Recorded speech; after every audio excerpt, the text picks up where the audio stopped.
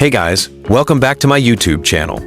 In today's video, I'm going to show you how to add or insert a blank page in Google Docs.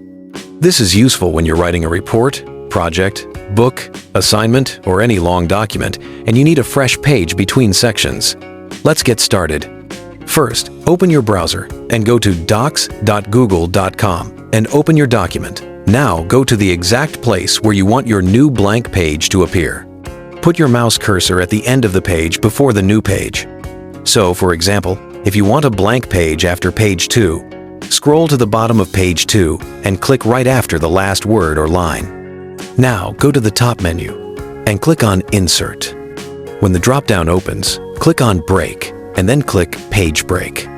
Instantly, Google Docs will push the text down to the next page and give you a brand new empty page right there. You can now type on that blank page, add images, titles, or anything you want.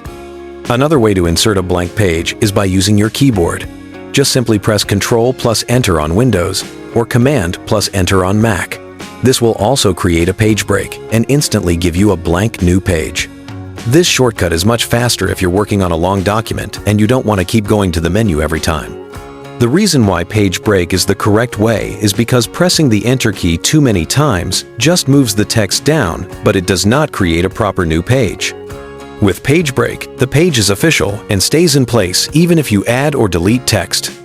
And that's it. That is how to insert or add a blank page in Google Docs.